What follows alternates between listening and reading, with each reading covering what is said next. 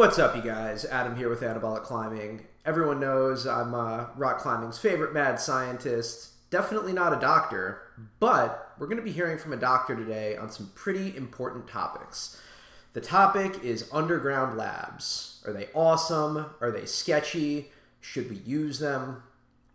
And one of the things we're going to do is we're going to look at some words from Dr. Todd Lee from Anabolic University.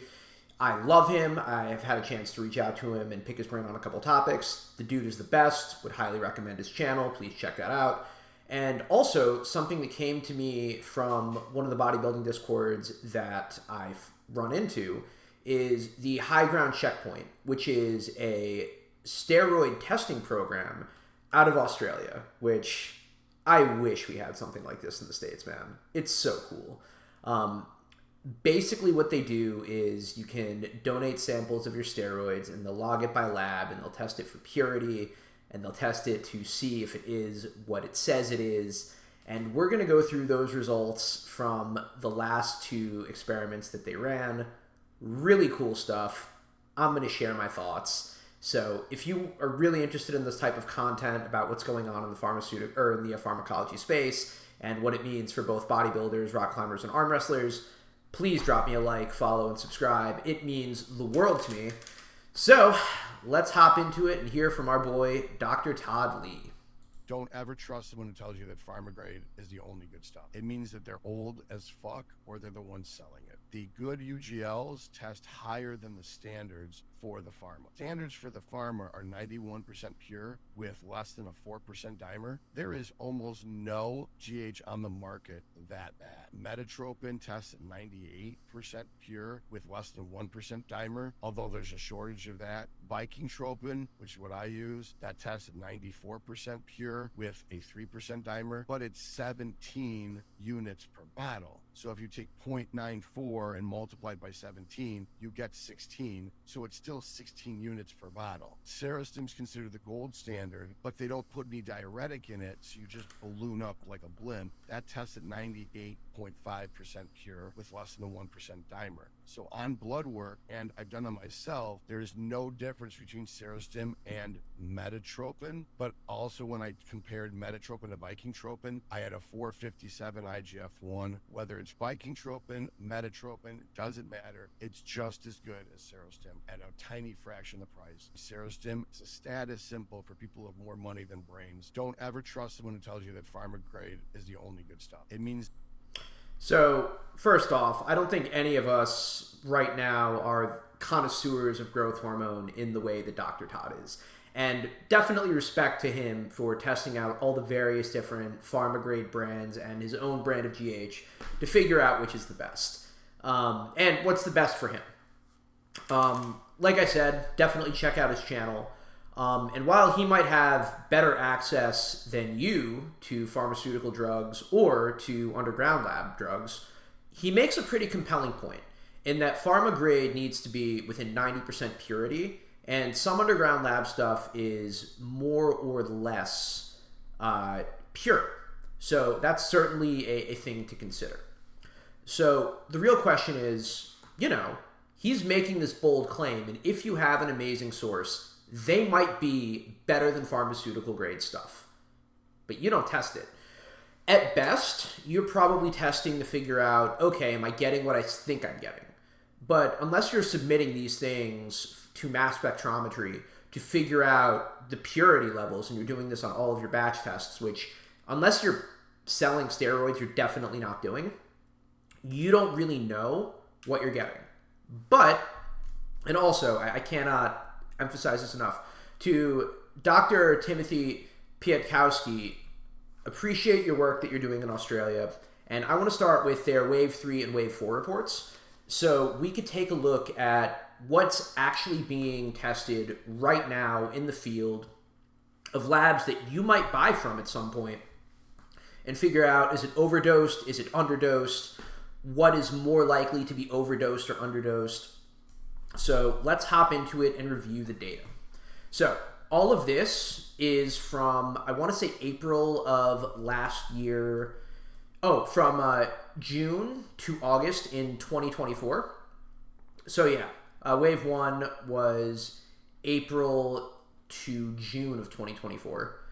So they collected 65 samples. Or no, I take that back. They collected more samples than that, 105. So of the 105, 78% of the time, people got what they were expecting. 22% of the time they didn't. 50% of the time, things were underdosed. 32% of the time, they were correctly dosed. 25% of the time, different steroids. 8% overdosed. So let's put this in context for everyone here. If something is like underdosed within like 10 to 20%, you know, it's kind of annoying. You're getting less than what you paid for, but not a big deal. Correctly dosed, high fives all around, no big deal. Unexpected steroid. Oof. If you're a guy, this might be fine. Probably not okay if you're not getting frequent blood work. Probably not okay if you're using these to peak for a certain thing, whether it's a climb, a bodybuilding show, what have you. But it could play poorly with some of the other things in your stack. If suddenly you're expecting one thing and then getting another. If I'm expecting Primobolan, but I get Masteron, I'm not getting the E2 control that I'm looking for.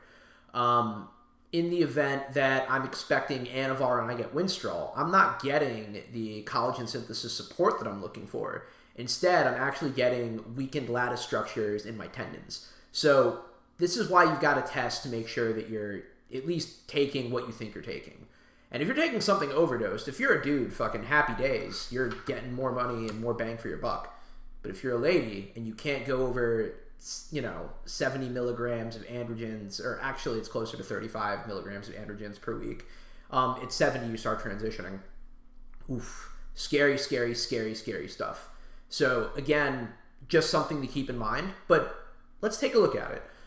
Let's go through some of the stuff from Wave 3 and Wave 4, and of these labs, let's take a look at what we were finding. And by the way, if I see some of these labs, because we're looking in Australia, if some of these labs are American, I want you to sort of like keep an eye out for it, because this is stuff that could be coming across that you might come across. And please be careful if you come across any of these compounds. So when we look at testosterone propionate, and we're just going to start going from our friends over at Platinum, a mild underdose, but if you're expecting 100 milligrams per milliliter and you're getting 87, not that bad. For the nandrolone, for the test prop, right on the money. We love to see that. If you are taking some of the Winstrol from Sparta brand, underdosed, you were expecting 10 milligrams, you're getting 3.3. And by the way, guys, we're going to see a whole bunch of this when it comes to the orals.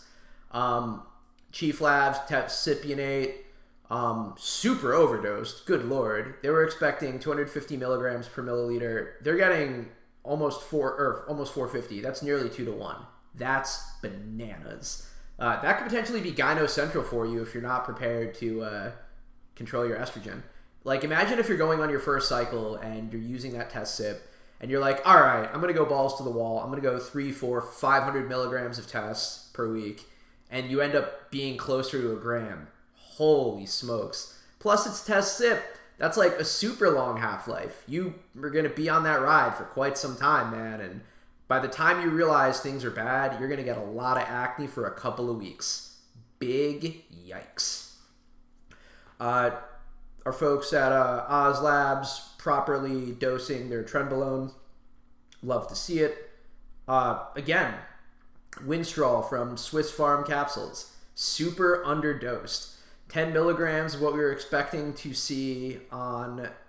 Oh, whoa. Again, this is what I was telling you, right? You were expecting to buy Anavar. You got Winstrol, plus it was underdosed. Big yikes. What about this? Anavar again from an undetected lab. 7 milligrams plus 1.6 milligrams of test in the capsule. Crazy. That's super interesting. I haven't seen oral test. Okay. What else do we have here? Of the overdose stuff, nice. We love it when we get extra mass than we planned on. Getting an extra 15 milligrams, that's cool. Of the underdose stuff, nandrolone, within the margin of error, no big deal. Nandrolone overdosed, but like not terribly. Test sip, cool. So I actually want to go down to the Nexos. Yeah. So if you guys aren't familiar with Nexos here in the States, you're not going to see it, but what you will find is a German pharma company that goes by Reinzel. So you'll see their enanthate, their propionate, their anavar. So let's do a quick scroll through and figure out if this is what it says it is. So for their test enanthate, is there a PED match? No, it is propionate, which makes sense. Their test prop is basically all over the Underground now. I've seen it from multiple different suppliers. I've taken this for a while. Let's take a look at the concentration to see what we found. So of the test prop, 29 milligrams per milliliter, as opposed to the 100 milligrams per milliliter for this batch. Big yikes. For the test phenylpropionate, all of these look pretty underdosed for the milligrams per milliliter. Of their enanthate, this one was properly dosed. Again, this one was super underdosed. Huge variation in what they claim to be their enanthate. So let's take a look at their Deca.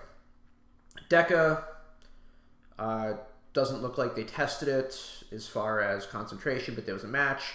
Same with their Primobolan. They didn't test for concentration. I thought I saw that they ran their Anavar too. No?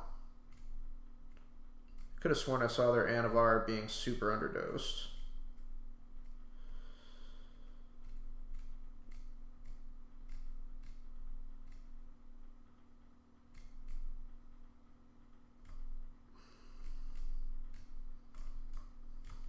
Let me scroll up really quick. If not, it's no big deal.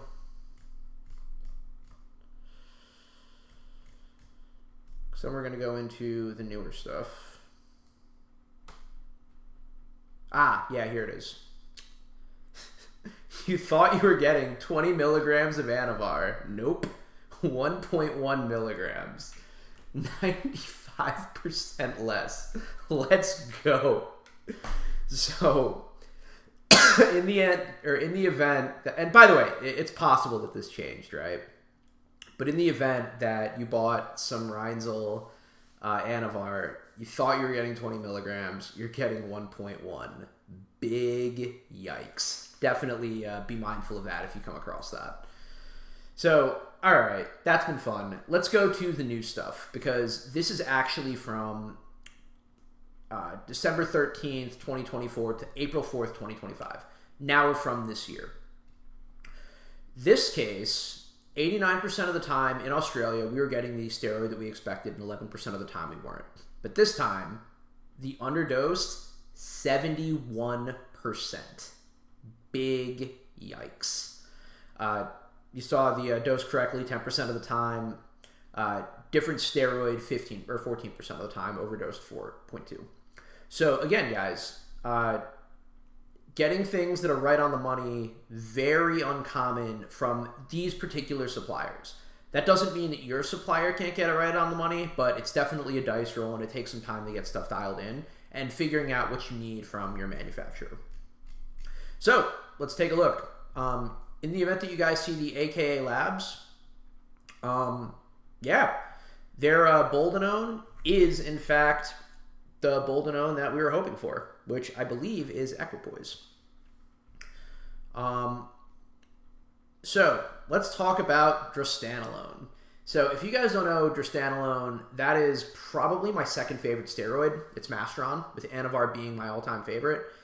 But if you don't hang out in these circles, then you don't realize that there is a massive masteron shortage right now. All the bodybuilders are complaining about it. So, are we getting some underdosed masteron, given that like the raw materials are super hard to find right now? I'm going to go with yeah. Now, fortunately, these guys seem to be pretty good about it.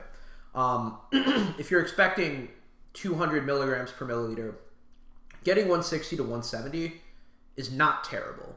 And we're seeing sort of, they're skimming between an extra 10 to 20% off, which isn't great, but I would probably rather have slightly watered down masteron than no masteron at all, if that's what I was hunting for. Shout out to the boys over at VIP Parma for making good on what they are promising. Big respect to that Underground Lab. Again, wow. Overdosed 134 milligrams versus 100 milligrams per milliliter in a shortage. Man, get those guys a medal. Those guys are heroes right now.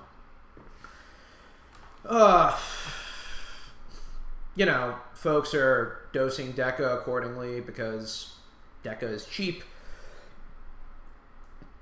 Underdosing their NPP, not a big deal. In my mind, if you're getting 85%, 86%, pharma grade is like 90, so you're basically right on the money with that. Looking at test, you might think to yourself, man, going through a TRT lab is annoying to get the test that I need. Am I actually getting what I'm hoping for? You're paying for 250 milligrams per milliliter. You're getting 200. Honestly, not a big deal. And if you're getting blood work frequently, you can make adjustments to this in your blood work to get dialed into where you need to be on this. But again, most of this test in anthate is pretty significantly lower than what we'd be looking at. This is probably 15%, 15 to 10. Here we're approaching pharma grade levels, but still pretty close. It's kind of a dice roll.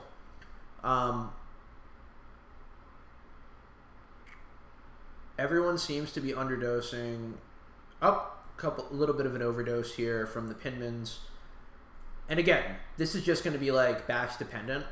But I want you guys to see, at least in Australia, over this 6-month period, how much variation that you're going to see over the course of getting some stuff from UGLs. So again, you might trust your UGL. You might be pretty close, but it seems like for the most part, there is a pretty sizable amount of things being 10 to 20% less. You might say to yourself, that's tolerable. I'm up for that. You might say to yourself, I would prefer to go through a TRT clinic or my doctor to get my testosterone, and that would be a pretty strong move. In that respect, you know what you're getting. You know you're getting the oversight. You're probably going to pay 2 to 4 times more going to a TRT clinic versus going to the Underground Lab. But you should be getting consistency in batching, and if that means something to you, if you're comfortable getting it from a compounding pharmacy as opposed to an Underground Lab, knowing that one is up to FDA standards and the other could be or couldn't be, that's sort of up to you and your risk profile and your wallet to determine what you want. And if you're trying to get a hold of things like Masteron, Anavar, Winstrol, I don't know why you're taking Trenin 25 as a climber, but these are the gambles that you're going to have to put up with. So, what's sort of the takeaway here? Essentially, you have to be pretty mindful of who you're sourcing from, making sure that you're taking what you think that you're buying, making sure things, if they're underdosed appropriately or at least close to range, and then adjusting accordingly. If it's overdosed, you're better off on a faster ester than a shorter, or else you're going to be, or on a shorter ester than a longer ester, or else you're going to be on that ride for a long time. That's going to suck. I would hate to get some overdosed Deca or some overdose test sip, something with a really long half-life, and I would just be dealing with side effects for a while that I'd have to mitigate. But that's all part of the risk of buying from the Underground Lab. And, if you've got some Rhinzel Pharmaceutical Anavar, there's a high percent chance that you could pop 5 of those things, and you could tell your friends you're running 100 milligrams of Anavar when in reality you're running 10. Jesus Christ. Don't do that. You're definitely better off using less than more. But, you know, if you guys enjoyed this audit of the Underground, if you enjoyed this honest discussion about what it means to buy from various underground labs and the risks that you guys are taking, and potentially the upside if this is like your foray and you're like in it and this is what you want to do, then please hit that like and subscribe. And also, since we're talking about underground steroids right now, do not neglect your blood work. You can get your blood work for 70% less than what your doctor is charging by using Anabolic Insights.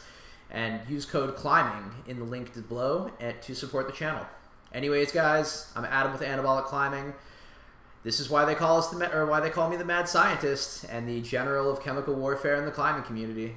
I'll see you guys in the next one, and have a good one. Happy sending. Take care.